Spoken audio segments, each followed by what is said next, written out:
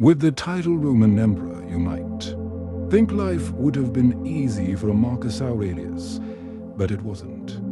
Within the first year of his reign, one of Rome's client states, Armenia, was seized by their common enemy, the Parthians. War ensued to reclaim Armenia, as Aurelius faced other difficulties in the empire, including chronic physical pains, but through Stoic training, Aurelius was able to master his perceptions and see each obstacle as an opportunity to improve. Marcus Aurelius knew that he couldn't control all that happened to him, but he could control how he responded. This Stoic practice, as well as the 5 others below, can help you take control of your happiness and live your best life. 1. Train your perceptions. You have power over your mind, not outside events. Realize this, and you will find strength. The Stoics knew the importance of mastering their perceptions. They observed how easily we humans could be pushed and pulled by things out of our control. Aurelius, Epictetus, and Seneca all wrote vast amounts on this subject, proving it to be one of Stoicism's essential principles. The Stoics used this practice to do what others didn't, or wouldn't do, take responsibility for their life. Our perception influences all we experience. So why give that power to other people or situations? Training your perception to mastery not only puts the quality of your life into your hands, or in this case, your head, but it also helps you attain your goals. Characteristics of the rational soul: self-perception, self-examination, and the power to make of itself whatever it wants. It reaps its own harvest. It reaches its intended goal, no matter where the limit of its life is set. No matter which task you pick, it has fulfilled its mission, done its work completely, so that it can say, I have what I came for.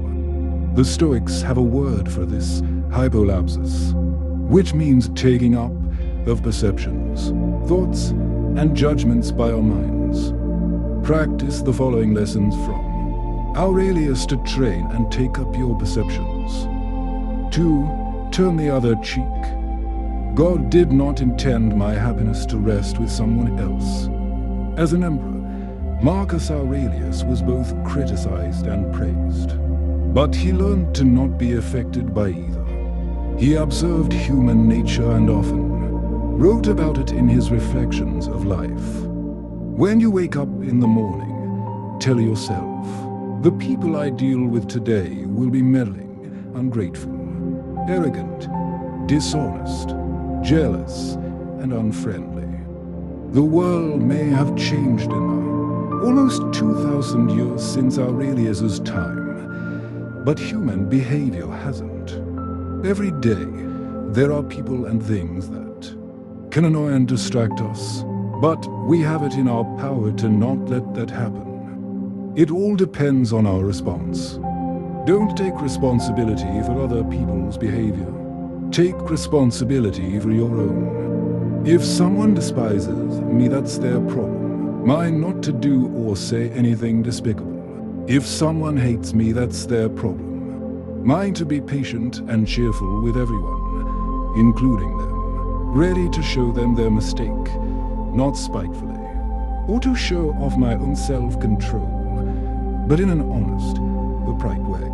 That's the way we should be like inside, and never let the gods catch us feeling anger or resentment. People will never meet our high expectations of them, so before letting their behavior evoke our emotions, let us resort back to what is within our control. This is the way to becoming a better Stoic and a better person. 3. View obstacles as opportunities. Just as nature takes every obstacle, every impediment, and works round it, turns it to its purposes, incorporates it into itself, so too, rational being can turn each setback into raw material and use it to achieve its goal. Aurelius and the Stoics knew that obstacles weren't bad at all, that they were actually opportunities to create success and become better in the process. Be, as Aurelius says, like nature, in the way that it uses everything, both good and bad, to reach its purpose.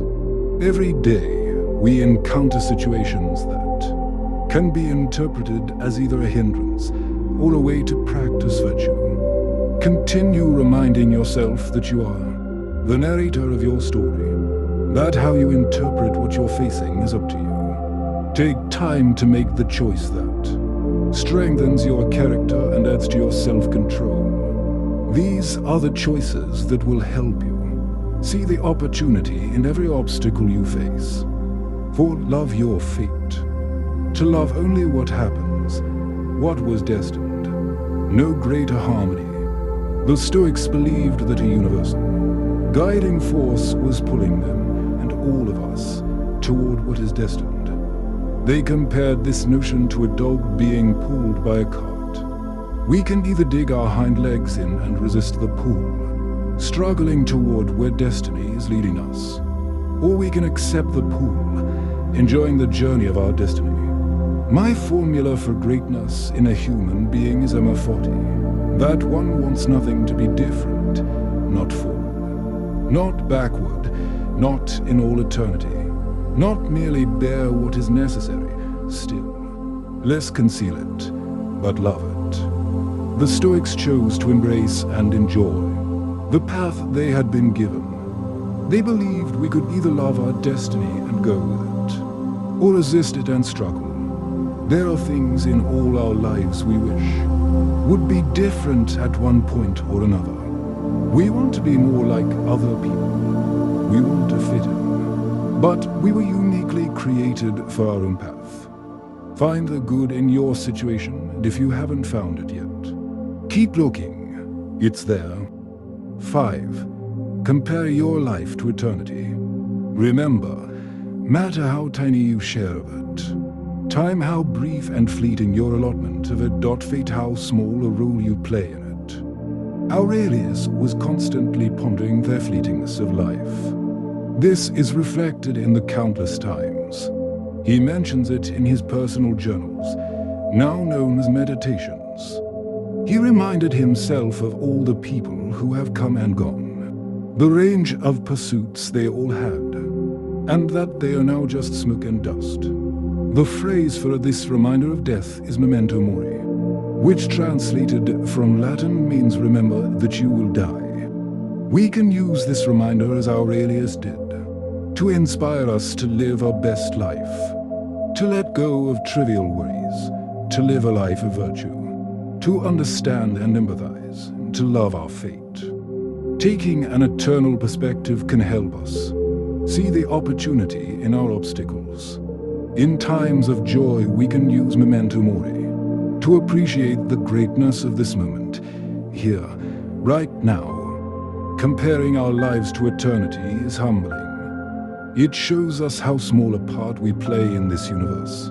And that's okay. You can use the practice the Stoics used, of taking a view from above, imagining yourself in space looking down, on everything happening on Earth. Aurelius was able to take on that view, growing in empathy for all people, treating people kindly because he was able to see life objectively, realizing that we are all connected. My city and state are Rome as Antoninus, but as a human being, the world. So for me, good can only mean what's good for both communities. Aurelius and the Stoics have provided us with practices, ideas, and examples of how to live well. Let us waste no more time. Let's get to it.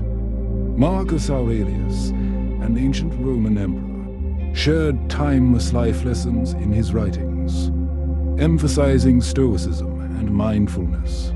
His teachings encourage us to navigate life's challenges with resilience and self-awareness. Remember to appreciate your time and learn from the past to better your future. Thank you for watching. If you haven't subscribed yet, make sure to subscribe and hit the bell icon for more insightful content like this.